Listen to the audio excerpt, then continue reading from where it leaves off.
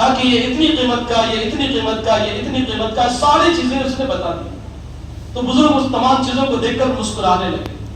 مسکرانے لگے تو انہوں نے کہا کہ شاید کہ آپ کو اس کی قیمت زیادہ لگی ہوگی جس بنا پر آپ نے مسکرایا، یا تو میں جو کہہ رہا ہوں آپ کو اس سے سستے میں چاہیے، یا آپ یہ سوچتے ہوئے کہ اس کی قیمت کم ہے یا زیادہ، مسکرانے کی وجہ یہی ہوگی۔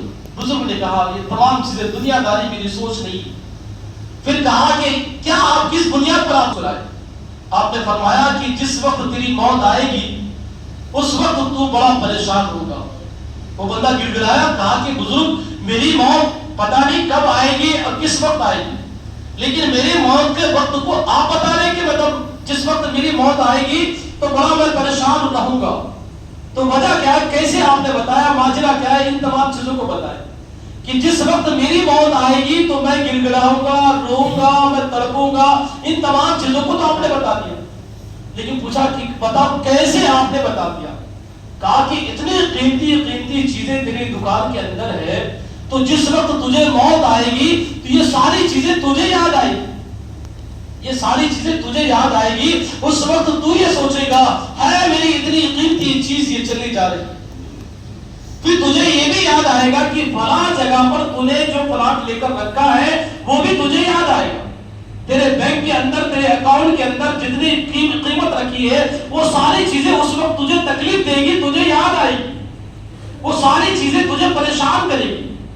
اس نے اس جگہ پر سوچا، کہا کہ نہیں بزرگ تو صحیح کہہ رہے۔ تو انہوں نے اس بزرگ سے، اس بندے نے پوچھا کہ ذرا آپ بتاؤ کہ آپ کی موت کیسے آئی؟ آپ نے ایک اجنبی کے بارے میں بتا دیا، ذرا خود کے بارے میں بتاؤ کہ آپ کی موت کیسے آئی؟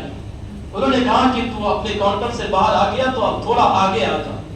اسی جہاں پر اس کی جو دکان تھی، دکان کے باہر ایک فرش تھا، اب اسی جگہ پر بیٹھ گئے، اور بیٹھنے کے بعد اسی جگہ پر بیٹھنے کے بعد آپ نے کلمہ طیبہ کی تلاوت کی اور آرام سے اسی جگہ پر لیٹ گئے، اور اسی جگہ پر ان کی موت ہو گئی۔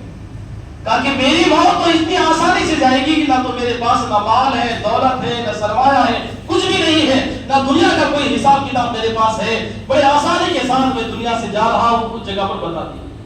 اب وہ شخص جو جوان تھا، جو دکان تھا، عطر فروش تھا، اس نے اس جگہ پر تمام لوگوں کو اکٹھا کیا کہ بزرگ آئے اور اچانک اسی جگہ پر ان کا انتقال ہو گیا، لیکن انہوں نے جانے سے پہلے مجھے سکھایا کہ دنیا کے اندر جتنا الجھو گے موت کے وقت اتنی ہی تکلیف ہوگی، اور دنیا کو اگر در بدر کر دو گے، دنیا کو ٹھوکر مارو گے تو تمہارے موت کا وقت بڑا آسانی کے ساتھ نکل جائے گا۔ تو بہرحال انہوں نے اسی جگہ پر ان تمام کو سکھایا، اور پھر اس کے بعد جو عطر فروش تھا اس نے تمام لوگوں کو اکٹھا کیا، ان کے تمام رشتہ دار کو ڈھونڈا، کہیں نہ ملنے پر ان سب نے مل کر ان کو کفن دفن اس جگہ پر کر دیا۔ تو بزرگ نے یہ بتایا کہ اگر دنیا کے معاملات میں پڑو گے تو آسانی سے موت آنے والی نہیں ہے، اگر دنیا کے تمام معاملات کو چھوڑ کر وَعَمِلُوا الصَّالِحَاتِ پر عمل کرو گے، اچھے اعمال کرو گے تو بڑے آسانی کے ساتھ موت آئے گی۔ لہذا اے آقا صلی اللہ علیہ وسلم کی پیارے دیواروں، ہمیں چاہیے کہ ہم دنیا کے کاموں میں، امور میں اپنے رب کو بھول بیٹھے، اللہ کے گھروں کو بھول بیٹھے۔ یہاں تک کہ ہمیں کہا گیا اقیموا الصلاۃ، پنج وقتہ ہمیں نماز ادا کرنے کا حکم دیا گیا۔ روزانہ ایک بندہ دن میں سے 5 مرتبہ اللہ کے بارگاہ سے وہ انحرافی کرتا ہوا نظر آتا ہے، وہ انکار کرتا ہوا نظر آتا ہے۔ کیسے انکار کیا؟ اس لیے کہ ٹی وی کے سامنے بیٹھا تھا اور ادھر سے آزان ہو گئی، اچھا پروگرام چل رہا ہے، تو اچھا پروگرام کو چھوڑ کر وہ نماز پڑھنے نہیں آیا، بلکہ وہ ٹی وی کو، اس پروگرام کو اس نے کنٹینیو کیا۔ وہ کہیں جنگلی ندی پر گیم کھیل رہا تھا، اس کے اندر اس کو ایسا لگا اگر اس پر گیم کھیلوں گا تو مجھے کچھ ملے گا، وہ اس گیم کو چھوڑ کر نماز کے لیے نہیں آیا۔ اس نے اہمیت اس جنگلی نبی کو دیا، اس پروگرام کو دیا، ٹی وی کو دیا، ان تمام موبائل کو دیا، لیکن نماز کو اس نے اہمیت نہیں دی۔